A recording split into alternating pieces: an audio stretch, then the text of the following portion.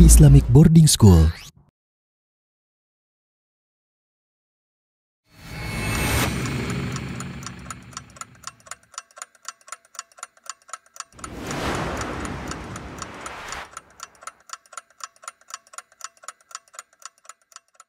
Assalamualaikum warahmatullahi wabarakatuh.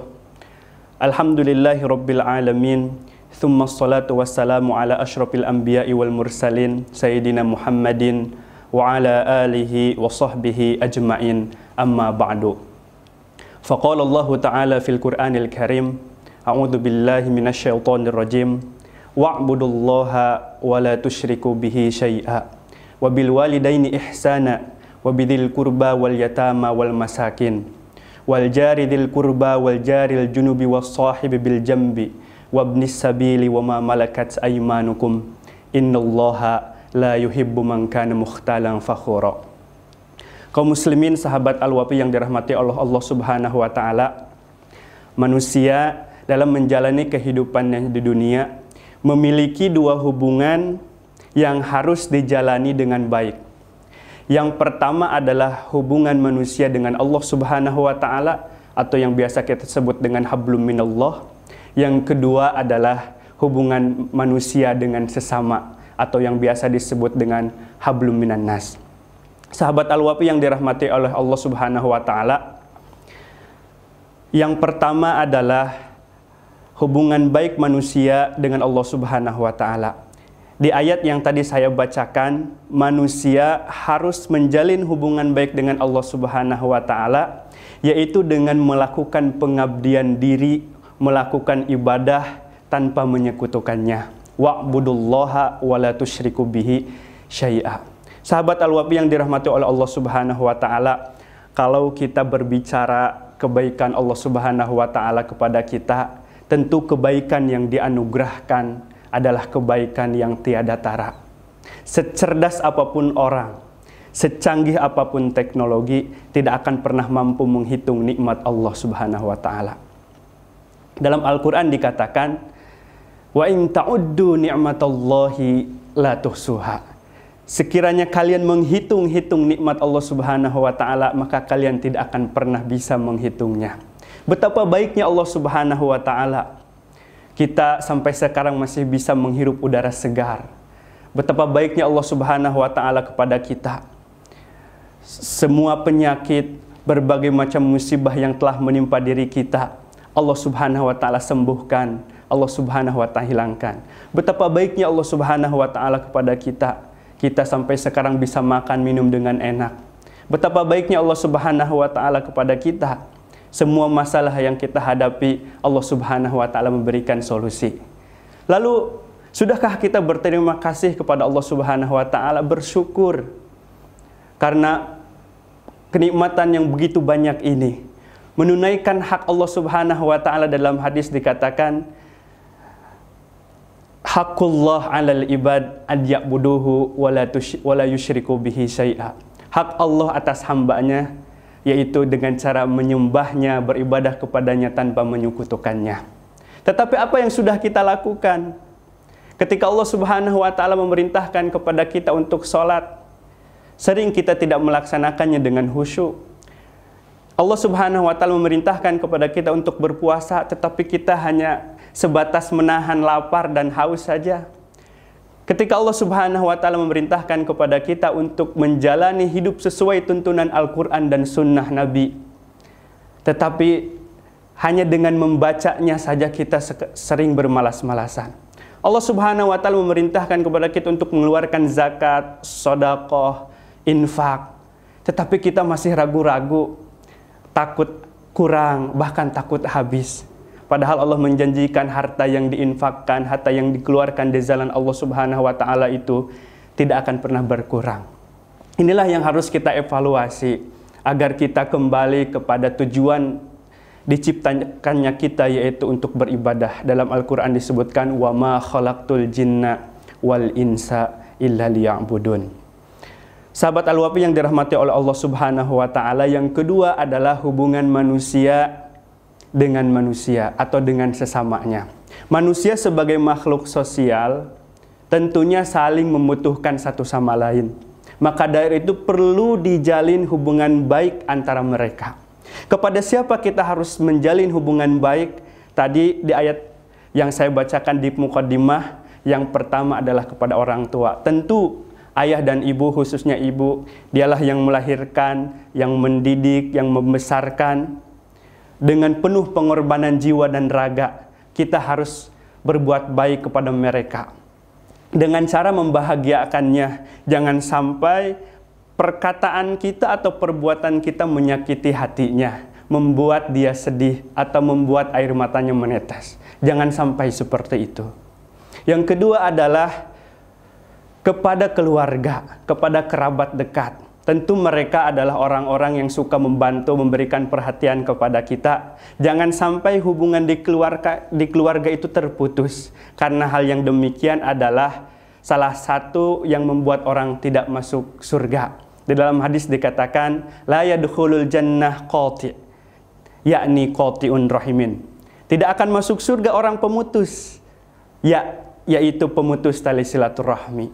Jadi supaya hubungan keluarga erat, dekat, yang harus dilakukan salah satunya adalah bersilaturahmi dan saling berbagi.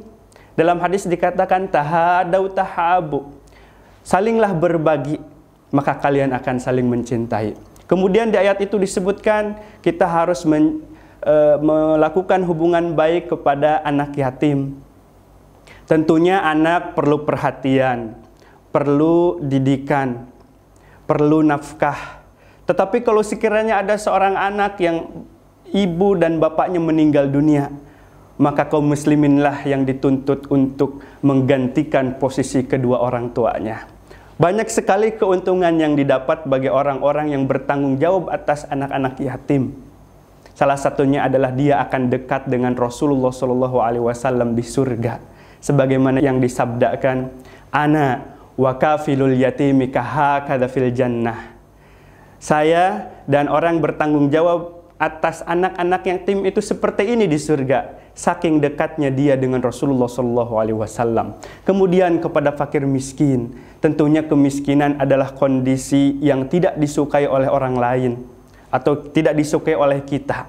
Maka kemiskinan itu harus diberantas. Ketika kita mampu menolong dan ketika kita melihat orang-orang yang membutuhkan, bantulah mereka. Bantulah mereka. Kemudian dalam ayat tersebut kita harus menjalin hubungan baik kepada tetangga. Tetangga tentunya adalah orang-orang terdekat kita. Kita harus berlaku baik kepada mereka, memuliakan mereka. Perbuatan baik dan memuliakan tetangga itu tentunya bagian dari keimanan. Seperti yang disabdakan oleh Rasulullah SAW, "Man kana yu'minu billahi wal yaumil akhir falyukrim jarahu." Barang siapa yang beriman kepada Allah dan hari akhir, maka muliakanlah tetanggamu. Kemudian kepada sahabat, kita pun harus menjalin hubungan baik dengan mereka. Sahabat yang baik adalah dia yang senantiasa menunjukkan kepada kebaikan. Dikatakan khairul ashab huwallazi yadulluka 'alal khair. Sebaik-baik sahabat adalah dia yang selalu menunjukkan kepada jalan kebaikan. Sahabat yang baik juga sahabat yang suka memberi, suka berbagi, suka atau mampu merasakan kondisi kita, baik dalam keadaan suka maupun duka. Banyak yang harus kita jalin hubungan baik, diantaranya juga kepada musafir, ya, yang sedang dalam perjalanan apalagi tersesat. Kemudian kepada orang-orang yang suka membantu pekerjaan rumah tangga, mereka pun harus kita perlakukan dengan baik. Karena dia juga sangat membutuhkan, apalagi banyak orang yang menunggunya di rumah. Sahabat Al-Wafi yang dirahmati Allah Subhanahu wa Ta'ala, hablum minan nas akan menjadi amal soleh kalau sekiranya dilakukan sesuai dengan hablum minallah. Kalau sekiranya dilakukan sesuai dengan tuntunan Allah dan Rasul-Nya. Maka dari itu, ketika kita melakukan pergaulan atau berinteraksi dengan orang lain, kita harus memiliki rambu-rambu. Agar jangan sampai yang kita saksikan dari kelebihan dan kekurangan orang lain menjadi pintu bagi kita untuk melakukan perbuatan dosa. Jangan sampai ketika melihat kelebihan orang lain kita menjadi iri, menjadi dengki. Jangan sampai juga ketika kita melihat kekurangan atau kesalahan orang lain, kita malah menjadi sombong dan berbangga diri. Seharusnya kelebihan dan kekurangan orang lain harus menjadi lahan ilmu, harus menjadi lahan pahala, harus menjadi lahan untuk memperbagi kualitas diri. Jangan sampai kekurangan dan kelebihan orang lain malah justru menjadi lahan untuk kita melakukan hal-hal yang tidak terpuji. Sahabat Al-Wafi yang dirahmati oleh Allah Subhanahu wa taala, maka dalam bergaul, melakukan hubungan manusia dengan manusia, bisa kita gunakan rumus 2B, 2L. B yang pertama adalah berani mengakui kelebihan orang lain. Dengan demikian maka kelebihan orang lain akan mudah menjadi bagian dari kelebihan kita. Kita akan merasa senang melihat orang lain senang. Kita akan bersyukur melihat orang lain bahagia, melihat orang lain lebih. Itulah yang akan kita rasakan. Maka yang akan timbul adalah syukur. Melihat orang lain bahagia, melihat orang lain lebih. Jangan malah sebaliknya. Yang berbahaya itu adalah ketika kita tidak mampu mengakui kelebihan orang lain. Maka yang akan terjadi adalah kedengkian. Ketika kita dengki, rasanya ingin sekali menyaingi, ingin menjatuhkan dengan cara yang tidak dibenarkan. Inilah yang disebut dengan hasad. Susah melihat orang lain senang, senang melihat orang lain susah. Dan ini sifat tidak terpuji yang harus kita jauhi. Dalam hadis dikatakan, Iyakum wal hasada, fa innal hasada ya'kulul hasanati kama ta'kulun narul hataba. Jauhilah oleh kalian sifat hasad, karena sesungguhnya hasad itu akan menghilangkan, menghabiskan kebaikan, seperti halnya api membakar kayu bakar.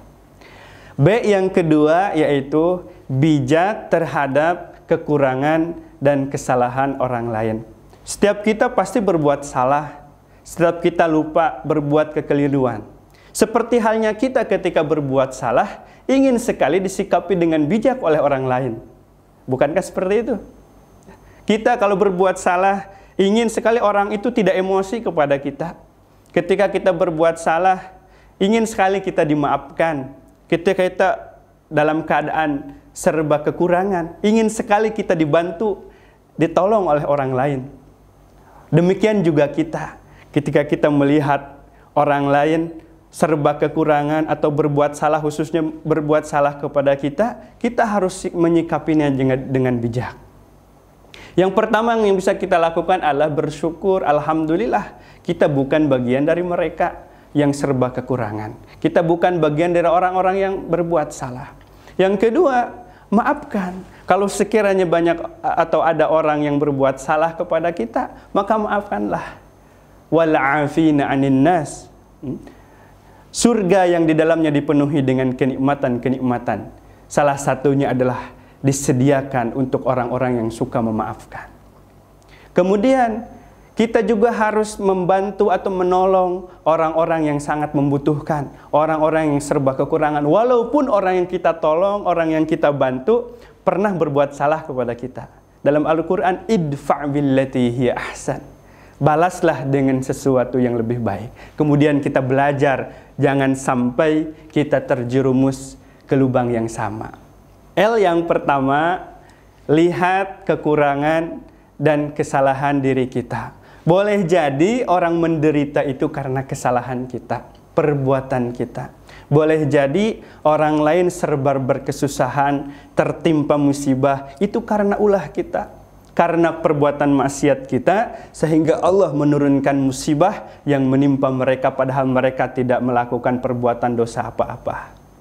Maka janganlah kita fokus memperhatikan kekurangan dan kesalahan orang lain. Tetapi fokuslah kepada atau perhatikanlah kepada kekurangan dan kesalahan diri kita. Kekurangan dan kesalahan orang lain tidak mengancam kita. Justru yang mengancam adalah kesalahan diri kita yang tidak kita akui. Kekurangan diri kita yang tidak kita sadar dan tidak segera kita perbaiki. Semakin kita melihat kekurangan dan kesalahan diri kita semakin kita ingin memperbaiki. L yang kedua adalah lupakan jasa dan kebaikan diri kita. Semakin kita melupakan jasa dan kebaikan diri kita, semakin nyaman kita. Bahkan termotivasi untuk melakukan kebaikan yang lain karena dia merasa belum melakukan apa-apa. Sebaliknya, kalau kita sibuk ingin diakui oleh orang lain, ingin sekali kebaikan-kebaikan kita diketahui oleh orang lain, maka kita akan merasa lelah, akan merugikan kita. Rugi kenapa? Karena pahala kebaikan yang kita lakukan itu akan hilang karena riya. Yang kedua, kita tidak akan pernah puas karena penilaian manusia itu tidak akan pernah sama. Ridon nas ghayatun la tudrok. Ridhonya manusia itu adalah tujuan yang tidak akan tercapai. Kaum muslimin sahabat Al-Wafi yang dirahmati oleh Allah Subhanahu wa taala, itulah yang dapat saya sampaikan dalam kesempatan singkat kali ini mengenai hubungan baik kita dengan Allah dan hubungan baik kita dengan manusia. Barakallahu fikum. Mohon maaf atas segala kekurangan dan kekeliruan. Assalamualaikum warahmatullahi wabarakatuh.